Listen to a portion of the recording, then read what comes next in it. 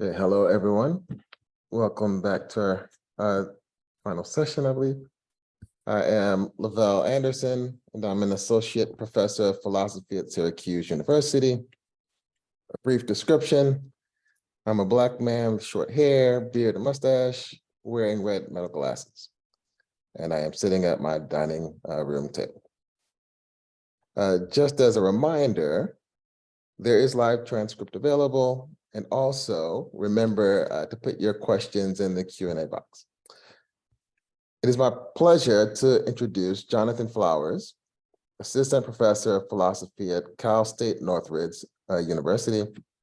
Johnathan's research interests include American pragmatism, East Asian philosophy, philosophy of disability, philosophy of race, philosophy of technology, and aesthetics. He is awaiting the release of his labor in book form, Mono no Oware, and Gender as Affect in Japanese Aesthetics and American Pragmatism, which is due out in April 2023.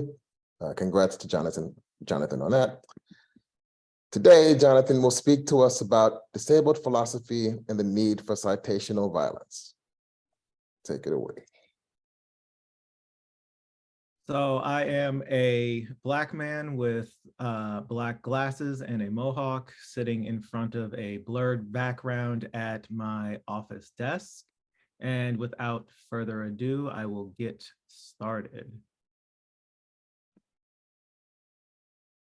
So the genesis of this talk begins with a citation from Sarah Ahmed's 2020 piece, White Men, wherein she states, quote, "I call upon not white men to be rebels, not to keep citing white men or not to cite them or not to enlist their help to become as like them, given the body that you have."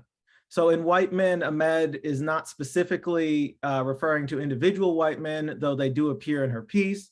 She's referring to the institution of white men. And by institution, Ahmed not only refers to what has been put in place, that is the white men who serve to structure given fields, but the structures that enable the organization of institutions, of fields themselves. So more specifically for Ahmed, white men refers to a collective body or the bodies around which a field coheres. White men are not only who, but how or why a space unfolds or coheres around a specific body in a specific way. So white men, therefore, are a kind of starting point and not an end point. And as Ahmed points out, they are not the only starting point or point around which an institution coheres. So the able-bodied mind is yet another starting point, and it's another point around which institutions cohere. And insofar as the focus of this talk is primarily on the field of philosophy, the able-bodied mind becomes an incredibly specific point from which the field of philosophy and the structures of ableism that organize the field unfold. So the able-bodied mind on this view is an institution on par or coextensive with white men. Now, this isn't to present a kind of fundamental distinction between, say, the able-bodied mind and white men in institutional structures, but it is to present the two as overlapping and coextensive, and therefore making possible a kind of the application of Ahmed's call for rebellion to the structures of ableism within philosophy. So to rephrase Ahmed, disabled philosophers need to, so to rephrase from Ahmed, disabled philosophers need to write from the experience of being disabled in an ableist world. That is, we must make a we by being willing to institute that we over against the we of the able-bodied mind or the able-bodied minded white man around which the field of philosophy coheres.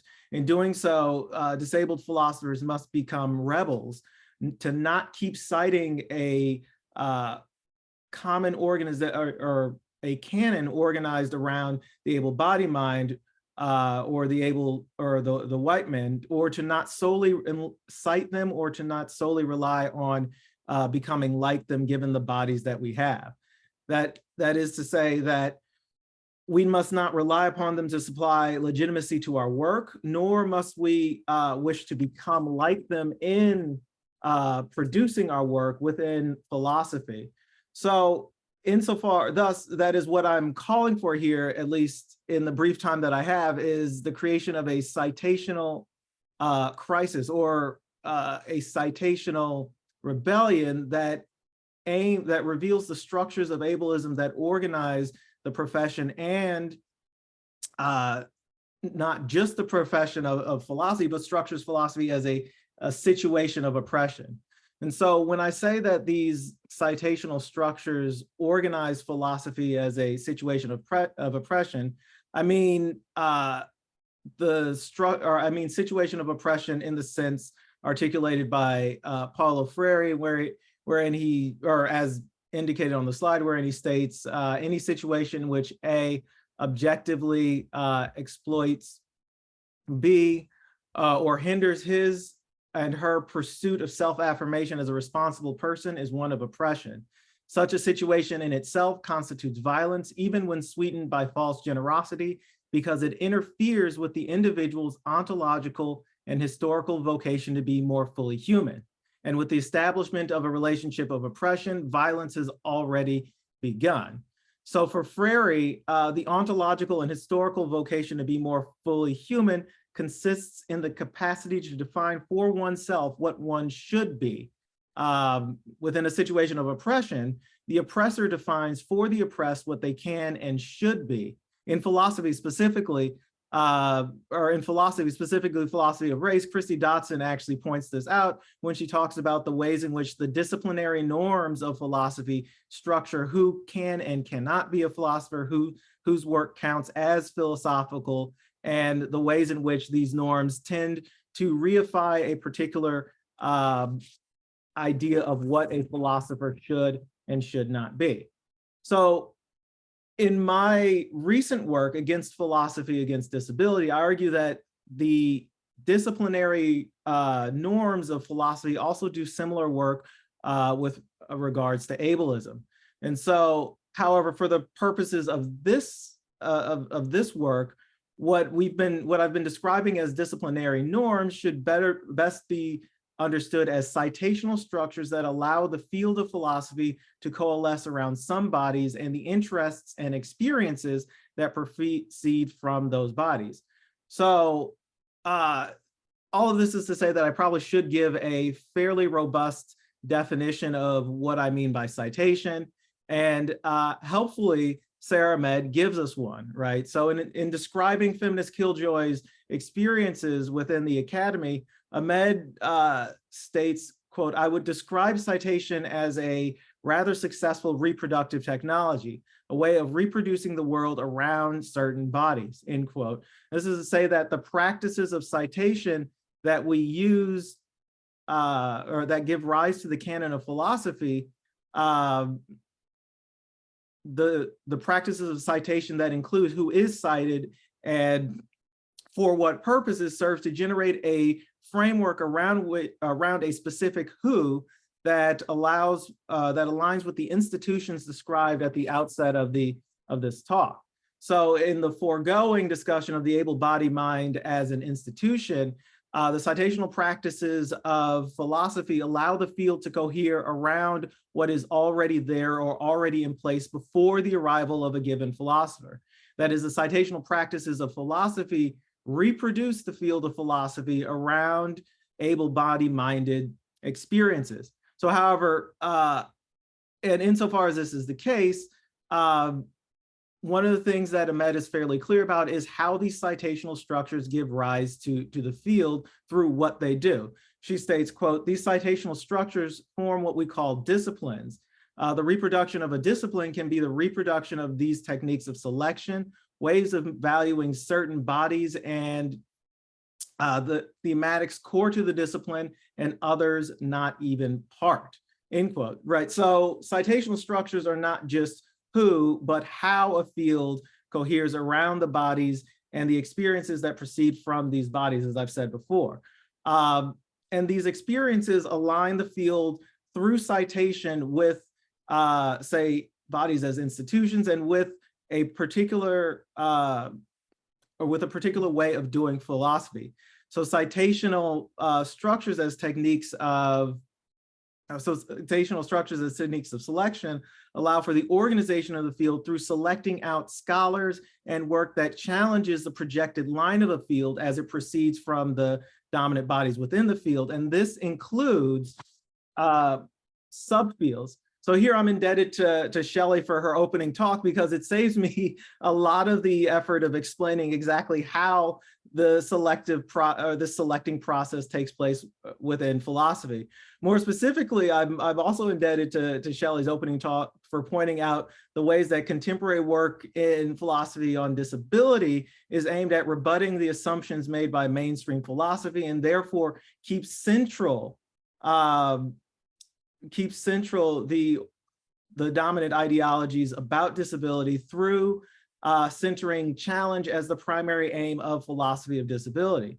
And so this is not to say that such work is not valuable, but it is to say that the citational structures that allow us to participate in a conversation about disability within philosophy demand the citation of certain persons to demonstrate legitimacy or currency within the field.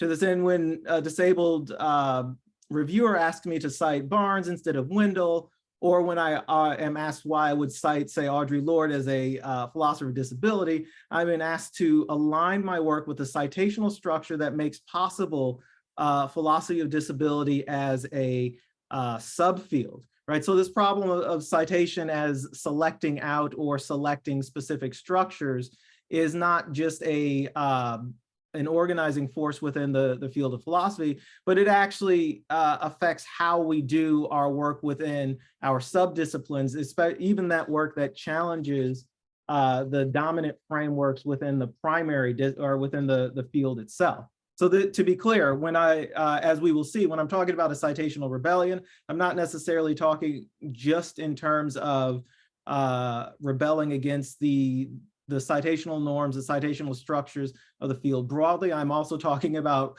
rebelling against the citational structures that are in formation within a field of challenge, or to borrow the language from Africana philosophy, a field born of struggle, like philosophy of disability. So now, one of the advantages of giving a talk last is that I actually don't have to do a lot of work to demonstrate the ways in which philosophy functions as a kind of site of, or as a kind of situation of oppression, nor do I have to do a lot of the work to point to the disciplinary norms that that structure philosophy as a site of oppression. So to this end, to return to philosophy as a situation of oppression,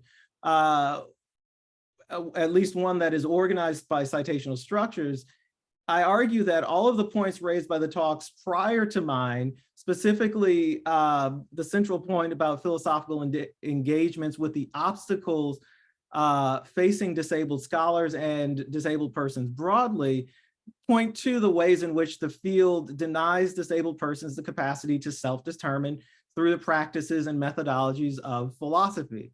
Essentially, the gatekeeping structures that keep disabled persons out of philosophy deny us the capacity to engage in self-determination, and forces the field itself to rely on the expertise of able-bodied-minded scholars to determine for disabled persons what and who we should be. And on any stretch of Freire's theory, this is a situation of oppression.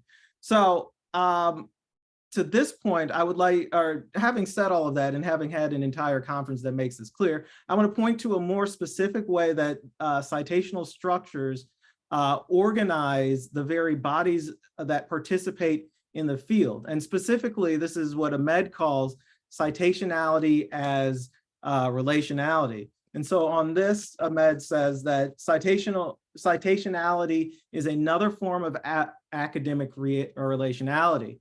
So white men is reproduced as a citational relational. White men cite other white men. It is what they do, or is what they have always done. It is what they will do, what they teach each other to do when they teach each other. And so insofar as this is the case, we can reframe this more broadly, right? So the able-bodied mind as philosopher is reproduced as a citational relational through how they cite one another. More specifically, how they cite one another as experts on disabled experience, which therefore organizes the philosophical inquiry in relation to this presumption of expertise. Able-bodied-minded philosophers cite other able-bodied-minded philosophers, thereby maintaining the expert status of these philosophers such that we must confront them, or we must be in relation to them in producing our own scholarship to be taken seriously or to be taken as in conversation with others. So philosophy demands that we speak like the able-bodied-minded philosopher to be understood, or to have a hope of being understood, even as these philosophers have chosen generally to ignore us. And following Lord, this citational relationality that demands we speak nicely so that we might be understood as being in conversation with like-minded others, which is a ironic turn of phrase given the subject matter, is the production of a we, right, through those same methodologies of producing a field. So put another way, if we recall Audre Lorde's piece, The Uses of Anger, one of her critiques is that the demand to speak nicely to white feminists is grounded in an inability or an unwillingness to hear the very critiques that are necessary in order to transform the field of women's studies such that it encompasses the experiences of everyone. Similarly, the demand that disabled philosophers speak nicely or engage with disability through the preferred methodologies of able-bodied-minded philosophers produces a similar kind of effect that limits the ways in which disabled persons can participate in the field. So this results in the production of a we in the same way that the citational practices produce a field. In order to be in conversation with others, we must cite appropriately those who have come before, such that we can be understood as speaking the same language or having the same conversation. Insofar as we fail to cite appropriately, we fail to participate as part of the we that is engaged in a given conversation. And insofar as we fail to participate in this we might as well not exist in, within the space created by the field of philosophy. So how we exist within the field is not just a matter of credentialing, but it is a matter of who we cite and how, right? So failure to cite able-bodied-minded philosophers in many respects is a failure to exist if we take seriously citational relationality. But there's a more kind of pernicious way that citation as relationality functions within philosophy. And specifically, it's in the mode of ableist apologia, which for Ahmed functions as a kind of non-performative, insofar as ableist apologia do not have the intention of transforming the state of affairs or the situation of oppression that constitutes the field of philosophy for which they are, or for which the apologia intends to apologize for. Rather, it serves to absolve a given speaker of guilt and responsibility. So as taken up by Lucia Carlson, ableist apologia in philosophy functions a little bit like this. So of course, philosophy classes are ableist with respect to intellectual disability, insofar as both the methods and the content of the philosophical inquiry depend on reason and cognitive ability. It is self-evident that people with significant intellectual disabilities cannot partake in philosophy, right? And so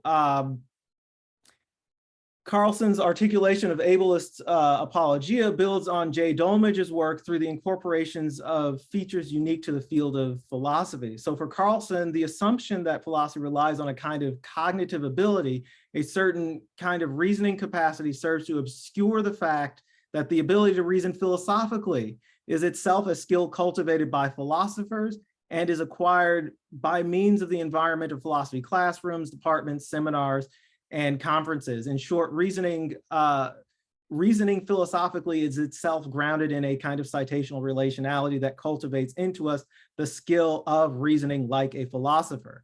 And to this end, statements that philosophy requires a certain kind of student serve to evade responsibility for what Dolmage calls the selecting and stratifying forces in the academy, which rely upon ableism and disableism to make sure that the privileges afforded by the academy are structured and distributed along traditional lines or in line with the institution of able-bodied-minded philosophers. So among these privileges are things like inheriting legitimizing narratives for who can be a philosopher, narratives which tend to rely on the presumption of a right kind of student, one which possesses an inquisitive or philosophical mind. And this inheritance here is intended in the sense that Sarah Med means as what an individual receives upon their arrival into a social space as a result of the histories, the citational practices that have given rise to that space, right? So as a result, only philosophers who align with the institution of able-bodied-minded philosophers are able to thrive and survive within philosophy. And so this understanding of philosophy's ableist apologia is also in keeping with Carlson's definition of cognitive ableism, which she defines as a prejudiced or attitude or bias in favor of the interests of individuals who possess certain cognitive abilities or the potential for them against those who are believed to not actually possess them, right? And this concept of cognitive ableism is actually a kind of long-running form of citational relationality, as Peter Railton points out in his 2015 APA Dewey lecture, where he describes a form of cognitive ableism as an ideology of the an ideology of the discipline that communicates to students an exaggeratedly narrow and esoteric ideal type of these aptitudes and subliminally informs many talented students, "You are not the type," end quote. And so this structure, or this ideology, this citational relationality structures who we allow to be philosophers by virtue of our assessment of their capacity to do philosophy based on a presumption of their aptitudes. So disabled philosophers and students are only allowed into the philosophy if they can do the work, or if they can do philosophical work in spite of their disability. And so Dolmage's description of ableist apologia as a kind of set of speech acts motivated by affect is kind of valuable here, particularly insofar as ignorance is one such affect that motivates ableist apologia within academia broadly and philosophy. And so, for example, this might manifest as a claim that we're not actually engaging in an ableist evaluation of our colleagues, our students, when we evaluate them in line with the ideology of smartness or over against the institution of able-bodied-minded philosophers. Instead, we're just judging their capacity to do work, or so the claim goes. If their disability, broadly understood, prevents them from doing the work, then it's not technically our fault for gatekeeping them from the field. And so, having said all of that and done all of that background, as promised, I finally can get to something, or to citational rebellion and citational violence. So to be clear, when I'm talking about a citational rebellion, I'm talking about a willful citational practice that liberates the field of philosophy as a situation of oppression by transforming it through revealing the citational structures that maintain the hegemony of the field, either through rejection or erecting, or either through rejection of these citational practices or creating a crisis of citation by challenging the very need to cite, how to cite, and who we cite and how we become scholars through citational relationality, and through the social structures of the field of philosophy. So citational rebels refuse to become another point in the unfolding of philosophy, or in the unfolding of philosophy of disability, as the case might be, by refusing to give priority to those who are understood as philosophers or are like philosophers or are taken up as philosophers in the field of philosophy. So this is a kind of a heavy ask for philosophers, and I think it aligns with some of what Audrey was saying in the talk prior. So one thing that I would like to make clear is that any citational rebellion will be understood as violence. And here's where we get to the need for citational violence. So any citational rebellion will be understood as violence by the field of philosophy. So indeed, Freire notes that stating that the initial act of rebellion, which starts the transformation of a situation of oppression on behalf of the oppressed, is as violent as the violence of oppression as it seeks to disrupt or check the power of the oppressor to oppress. So in philosophy, the refusal to cite the demand that others cite appropriately, or the demand that disabled experience be taken seriously, are experienced as violence if the complaints by Peter Singer and others in the field of bioethics are to be taken seriously.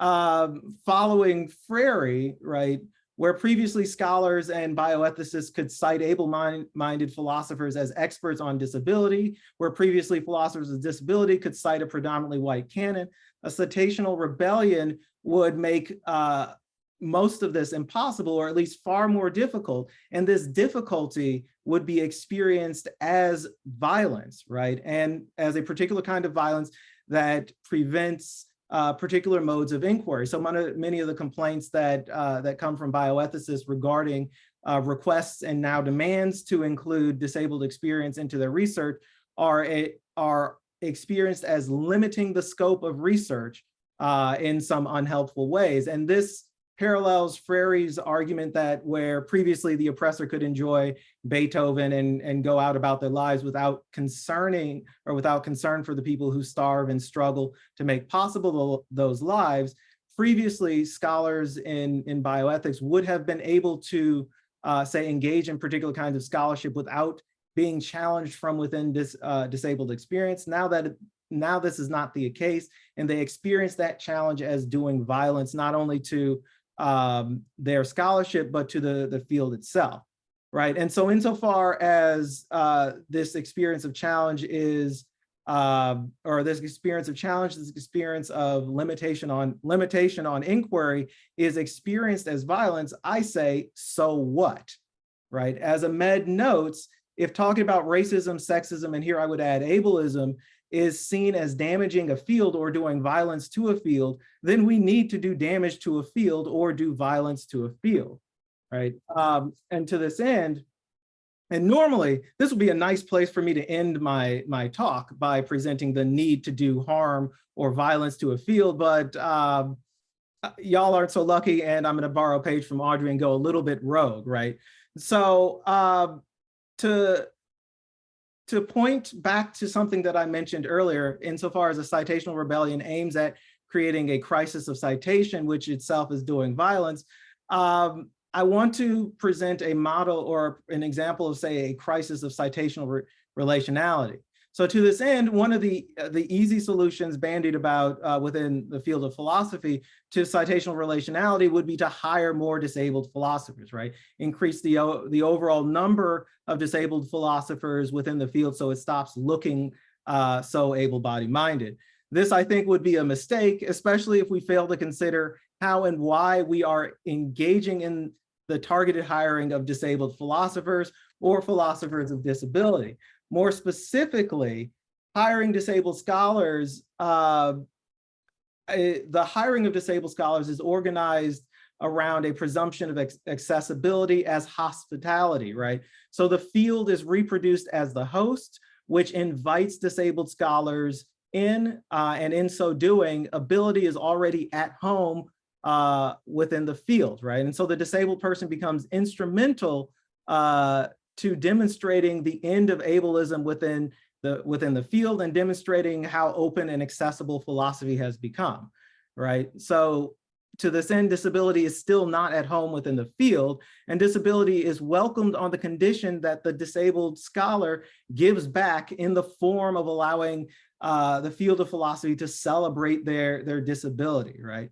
And so this maintains the citational relationality because the systems that produce the field, the citational relationality that produces philosophers remains in place while the disabled scholar provides the field with their diversity, right? And so this the ideology of smartness remains unchanged. Carlson's cognitive ableism remains unchanged.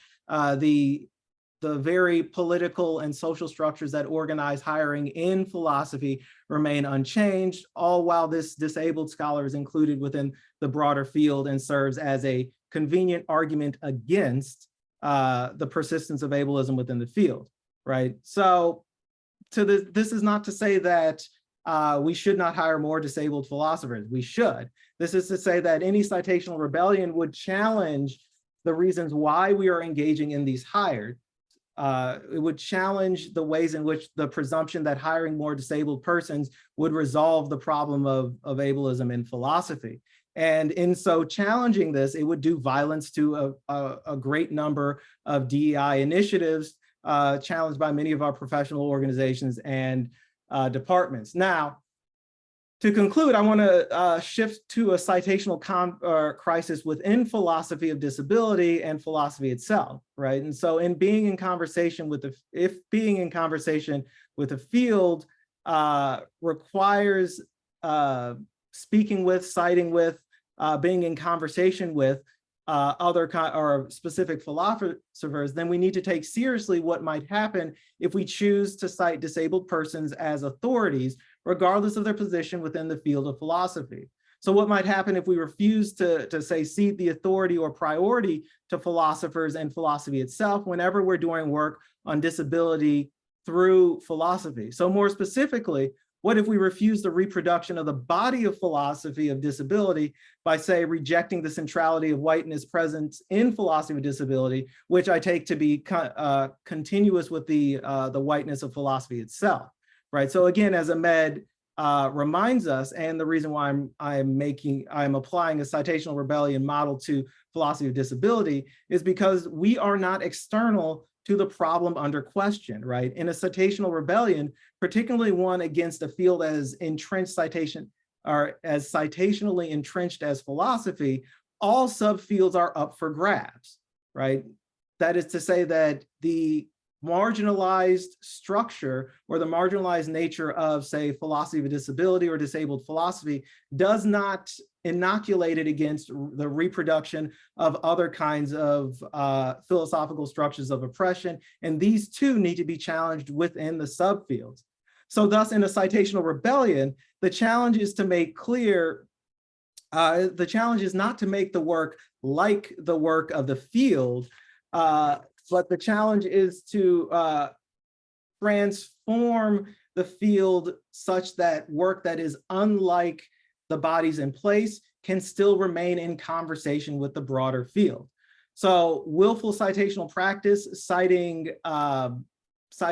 wrongly, citing against the grain, even citing ourselves wrongly might be necessary if we wish to trouble the very concept of disability or the very concept of what it means to do philosophy as a disabled philosopher.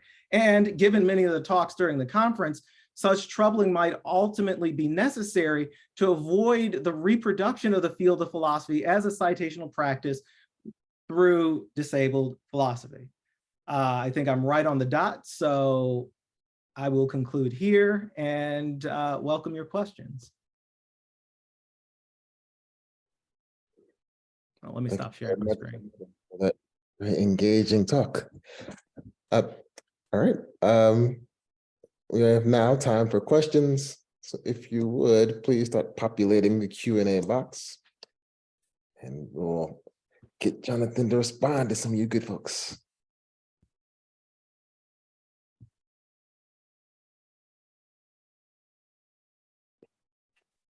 I see Joe has his hand up.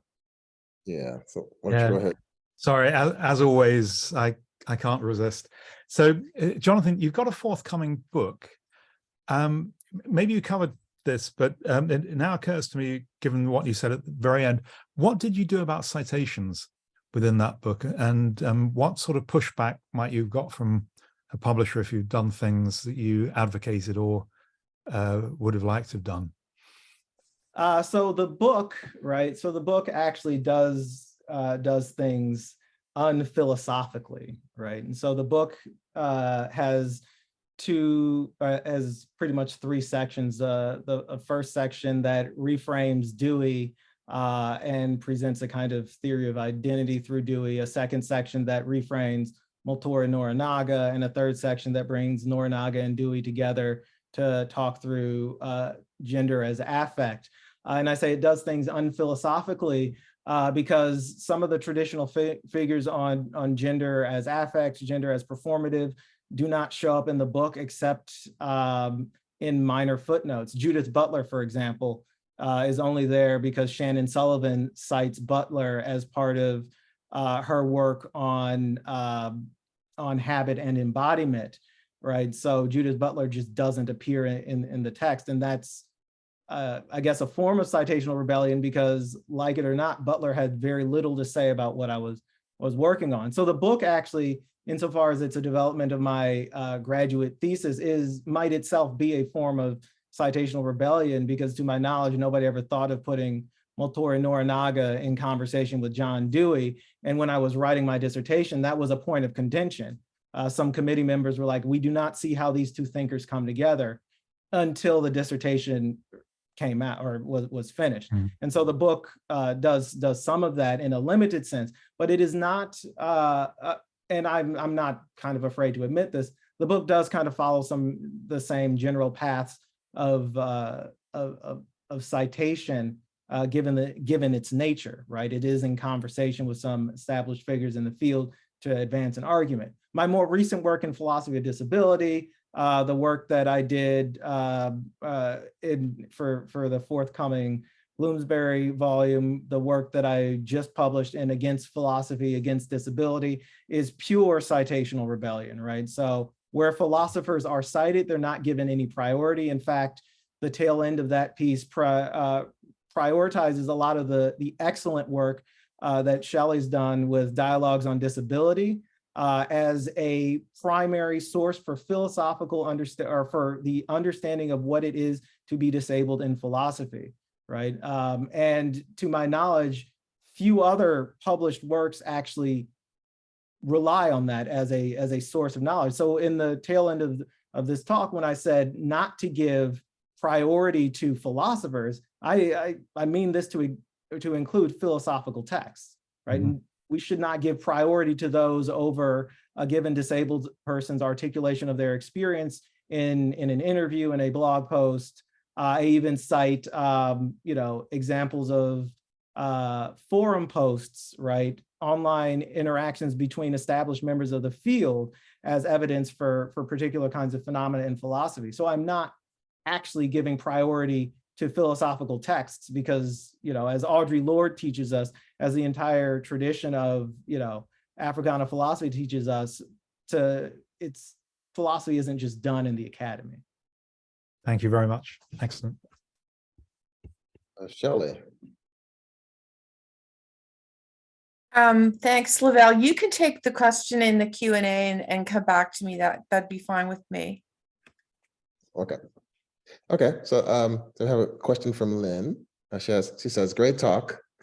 I'm really intrigued by your suggestions. I'm wondering to what extent the actions you call for require collective, organized action on the part of the field as a whole, and especially on the part of reviewers, journal editors, etc.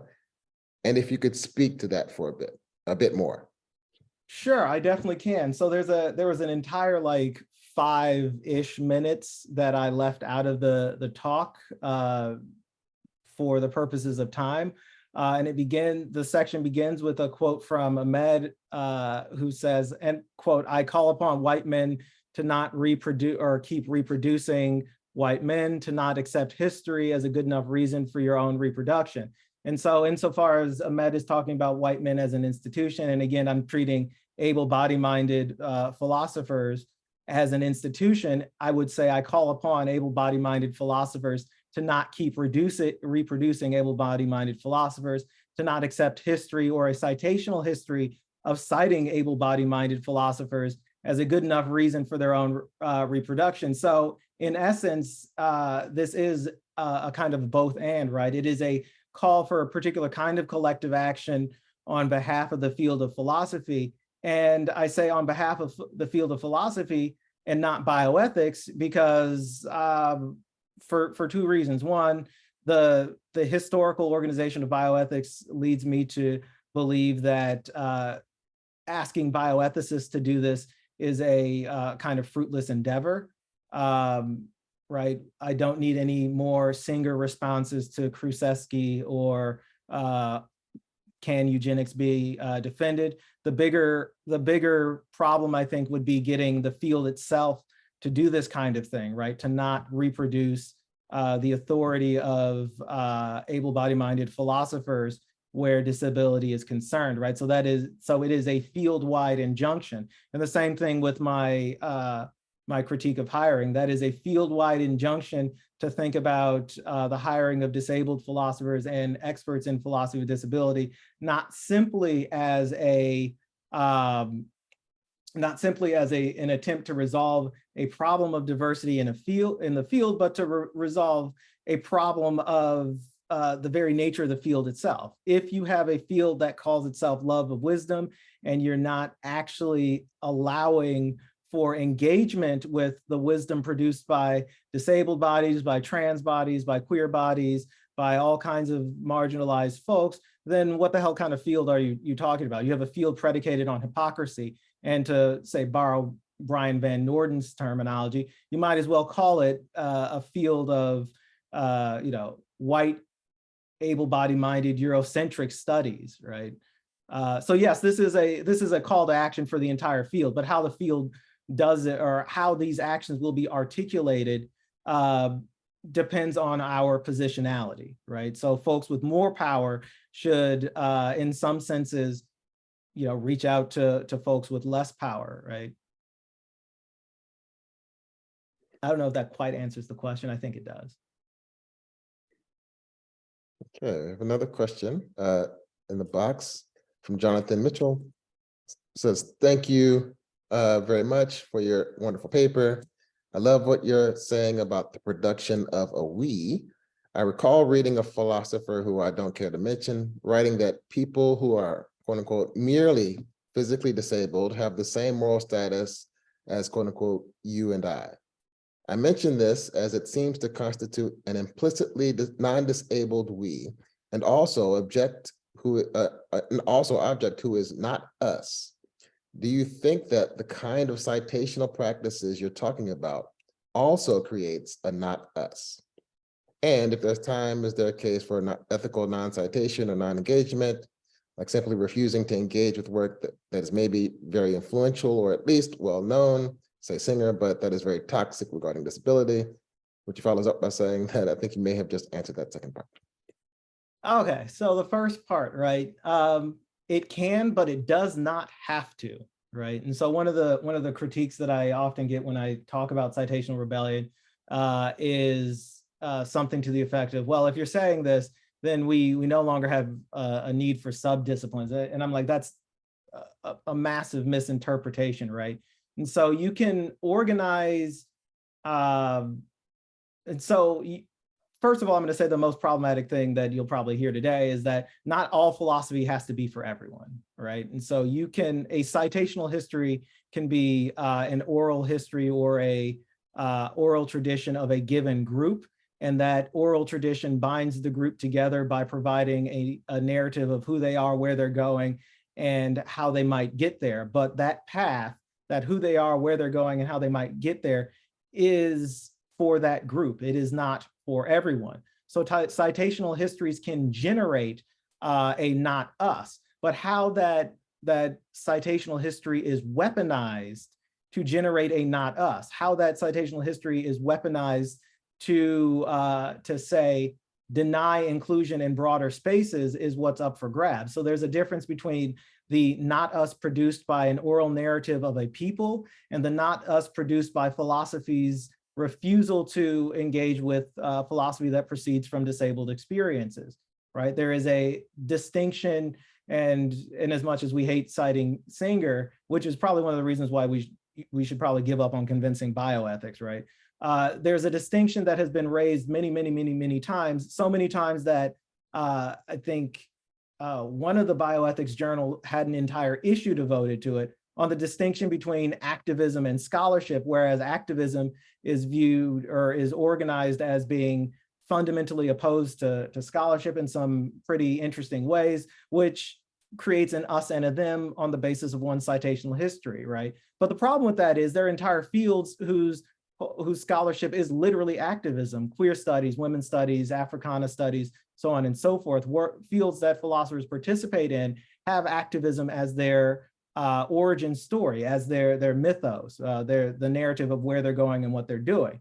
And so to draw this distinction is to say, deny access to the field of philosophy to these fields. And, you know, if I'm to be real honest, right, that's probably by intention. So you can weaponize a citational history, or you can treat it as saying this is the history of this field, or this is the history of the people within it, without treating it as a methodology of exclusion, right? So to answer your question, I think philosophy historically has tended towards the exclusive production rather than an inclusive production. And there are models for how an inclusive production might work. But to that end, one of the things that I didn't answer from Lynn's question was the role that reviewers have.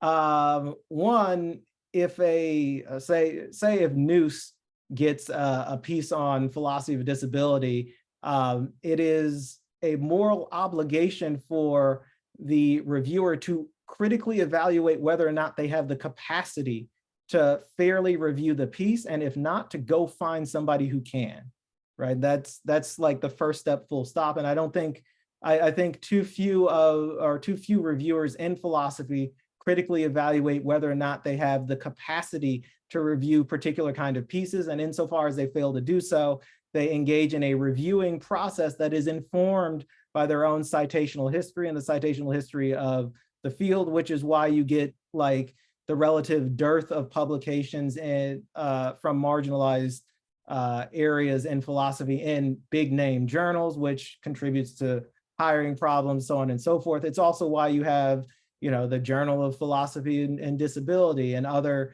specialized journals aimed at giving space to marginalized thought. So if to answer that question, I think it's a moral obligation that reviewers recognize the limitations of their citational history and how that history has shaped their perspectives on philosophy and philosophical work, and then to go find people who could actually review the piece on its own, right, as it should be. But not for nothing, most reviewers do not have that kind of intellectual humility to interrogate how their own citational history and the citational history of the field has shaped their reviewing practices. Shelly, do you want to ask your question now?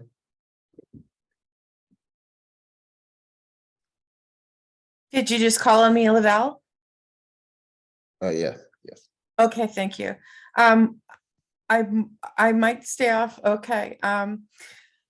Johnathan, thank you so much for your kind remarks about the Dialogues and Disability series. I appreciate it.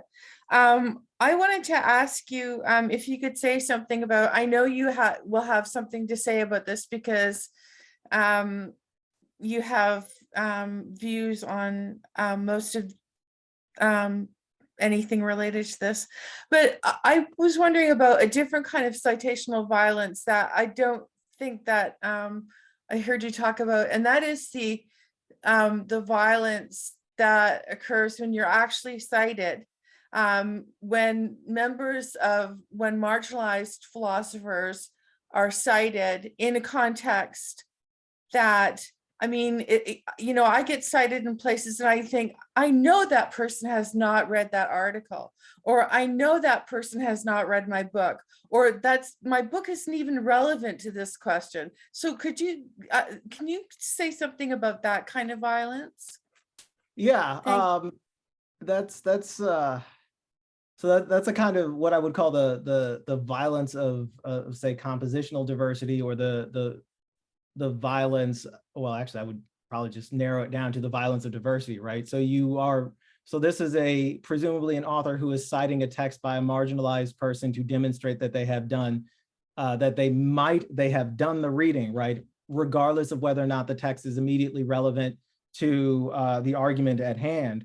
And this is a particular kind of violence because it allows for the citation of a marginalized person to provide a form of cover for the not citation of a marginalized person, right? And in this sense, it's non-performative because they're not actually citing you.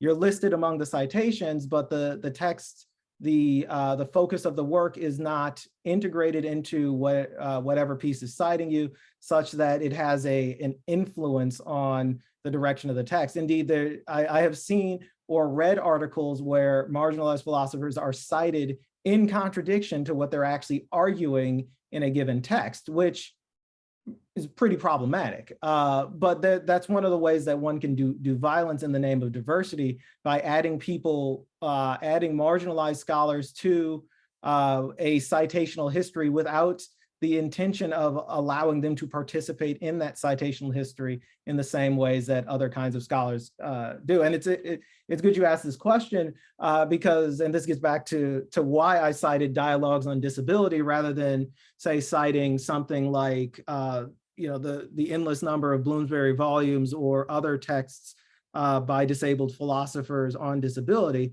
because in the piece that I was writing, I was talking specifically about one's experience of being in philosophy as a disabled philosopher. And there is no citational history for that broadly construed. There are pieces that talk about it. Stramondo's what disability activism can add to disability studies, Barnes's Minority Body, so on and so forth, right? There are books that philosophize about disability within philosophy, but these tend to, in some senses, have a little bit more distance. And so, to get back to the question, right? We can do violence when we choose to cite someone for the sake of appearing to or for appearing to be widely read, without allowing what is being actually said in the text to have an effect on the thought that emerges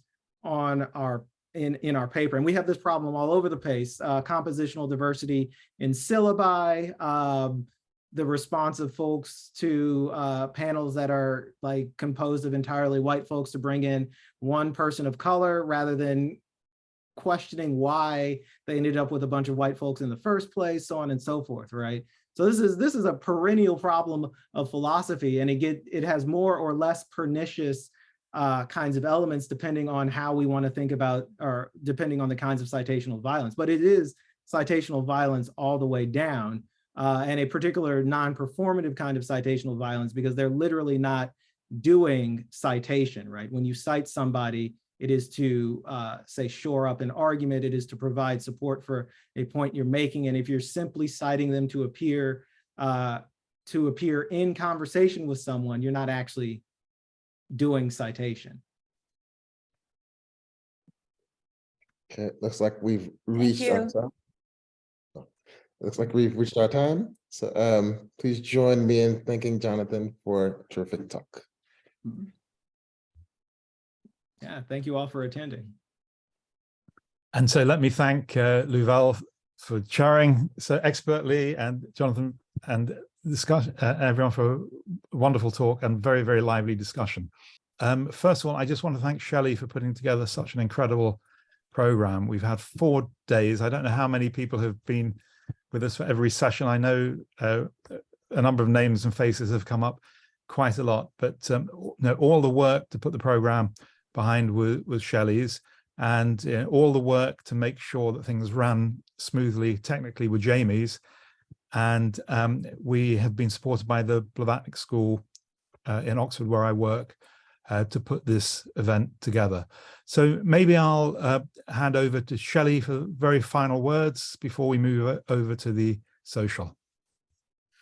I just want to encourage people to stay for the social, and I want to thank everyone who attended the sessions. I want to especially thank the chairs for their excellent job they did, sort of moderating the questions, moderating the chat, and showing up on time and showing up.